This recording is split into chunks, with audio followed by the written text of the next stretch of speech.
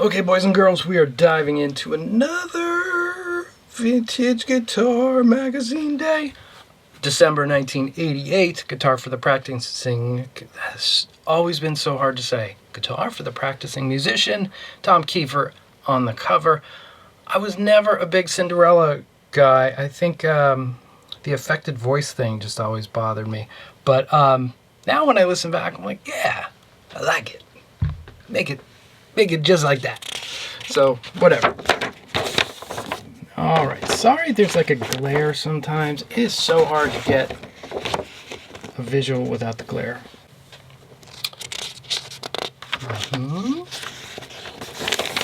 Yeah. Jeff LaBar. So, you know, he's the guy that kept me looking at Cinderella because he would play like Kramer's and stuff. I was like, Les Paul. Who wants one of those? It was like old grandpa guitars, but, you know, I was an idiot. So there you go. Right, this looks promising. Dear Guitar, I just got done reading the music appreciation for Van Halen and think it was well done except for one point. One of the main reasons why I've loved Van Halen is because Eddie writes great heavy funk R&B riffs. Okay, Wolf did mention that funk-based approaches can be inferred, but hey dude, a hell of a lot more often than certain brief moments. Like Mean Streets is totally funk street stuff. How about Drop Dead Legs, especially towards the end of the tune? Dirty Movies, incredibly funky. Take Your Whiskey Home is as R&B funky heavy as it gets. Check out the acoustic intro to Out of Love again off of Van Halen 2. Also very down and dirty. The list goes on. I realize that you couldn't have mentioned all the tunes, but Inside is definitely not the first full-length heavy funk number to be released by Van Halen. You know, Feel Fest, Palm Harbor, Florida. Dude's on the money. Knows what's up. What's up, Al Di Meola? Oh, look at that, a little guitar reverb. I bet that sounds terrible because I never saw it again, right? Did anyone have one of those?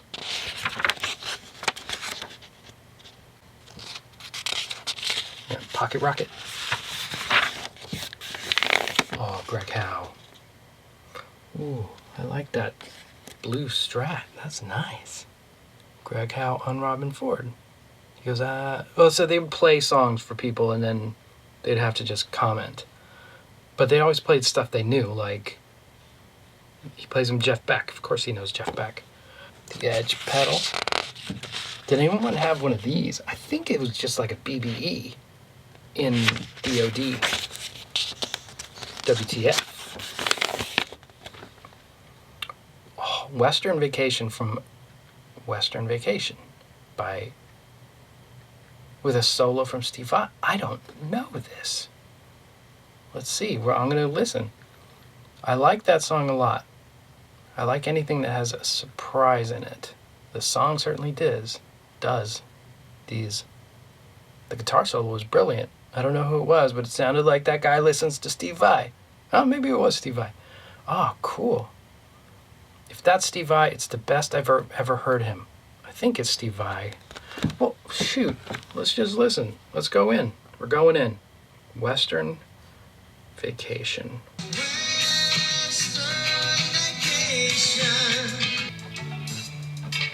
That's the kind of music you just don't want to listen to. Oh, solo.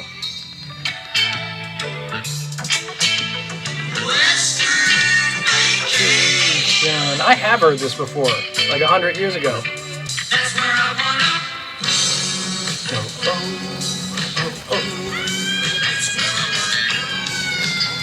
That part's awesome. Oh, there's more.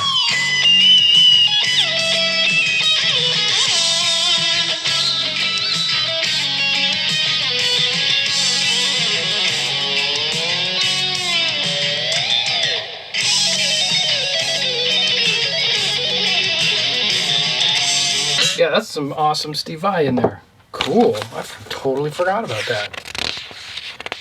I used to love this girl. You know that Hazy Shade of Winter? I just learned that was a Simon and Garfunkel song. Paul Simon wrote that. He wrote that riff. That's a great riff. Great. Not a good riff, a great riff.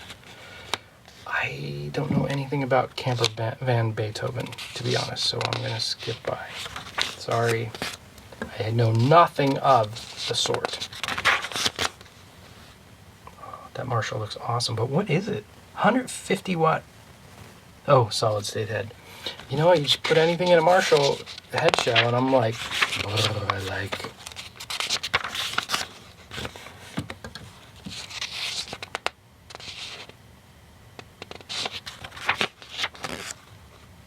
I used to like these too.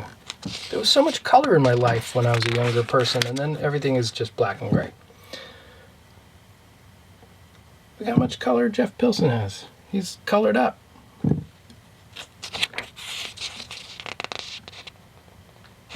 Jimbo. That's a serious Jimmy lesson. Oh, and we've hit the tab zone. This is where we speed through. Oh, okay. Damn Good. That is the song you skip past on Skyscraper. No, I mean, it's cool. It's just like long and sitar. I don't really want that, you know?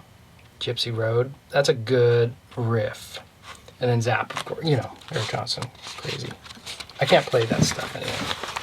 Like, oh, there's a whole thing on Steve Vai in here.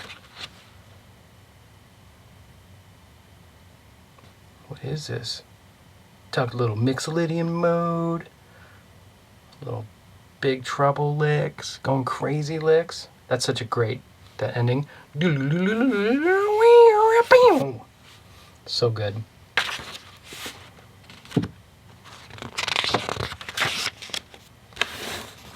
Kingdom Come. I don't think I've ever heard a Kingdom Come song either, because I probably switched it.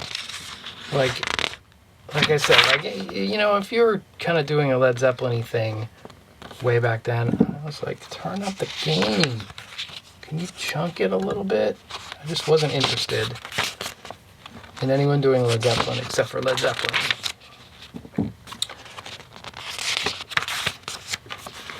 Look, oh, there he is, getting in on the hair party. Oh, look at this. How do you feel about Whitesnake and Kingdom Come and Great White, and what seems to be like a second generation of Zepp clones that are doing very nicely with it? He says, I can't get away from it. I find it very sad that everyone has to go backwards, but then again, I did. I listened to Muddy Waters and Gene Vincent, so I guess you have to take stock of something from somewhere. He goes, Whitesnake are old enough to know better. That's pretty funny. Back to the Ball.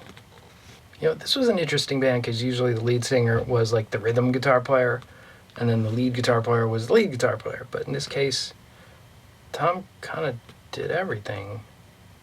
At least in their singles. You know.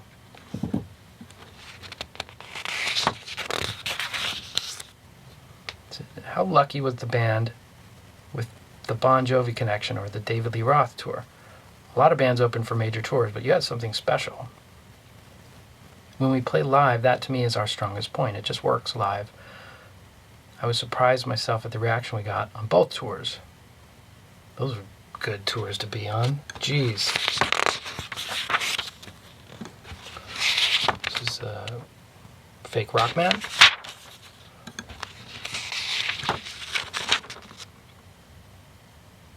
They are giving Poison a run for their money here. Wow. All right, we're just going to move past that. So you don't prepare for a solo by getting your chops up? Well, sometimes I have the solo already in my head when I wrote the song. That's just all I hear, and I go in and do that. And if it's a song, great. There are other times I go in and have no idea. I keep rolling the tape. And I'll tell you when I've got it, or tell me when you think I have it. I love Gibsons. I have a lot of guitars. I play a lot of different guitars on stage.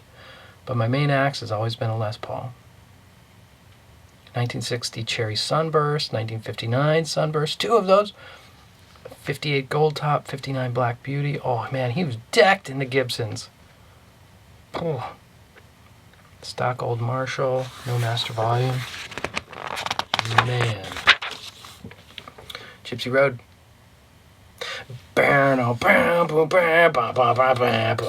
That's good. Some good stuff.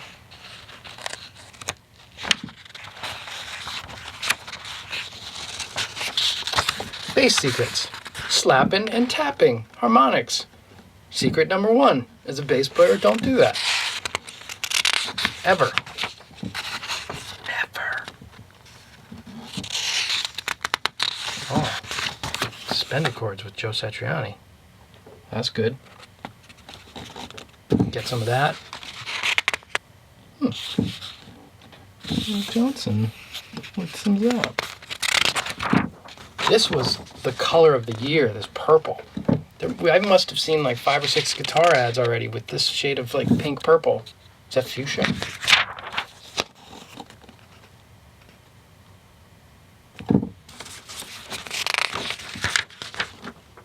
Does that say Charvel? Interesting. That's a Floyd Rose? Also, what is happening here?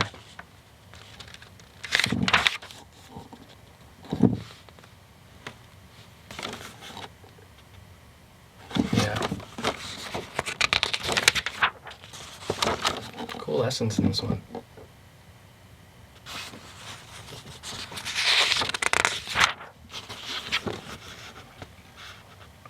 Oh, cool, look at this. Living Color. Vivid.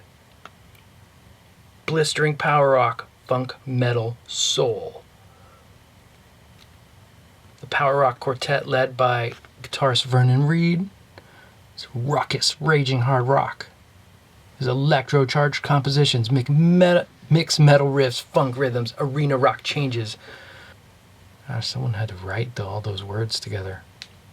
His Roman candles of guitar noise shoot through funky grooves like Funny Vibe and the pure metal riffing of Cult of Personality, making for some of the boldest and most alive rock playing today.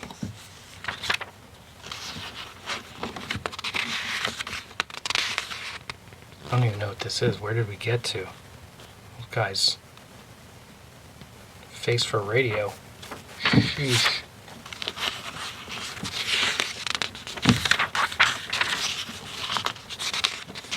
I mean, that was mean, but, you know, some people just weren't meant to have that giant head of hair. Did him no favors. Groundbreaking. All right, the charts. Number 1 electric guitar. Ibanez. No, it's a Fender. Fender Precision. Ovation. Does anyone buy Ovation acoustics anymore? Number 1 amp. A Crate. Yeah. Digitech DSP 128.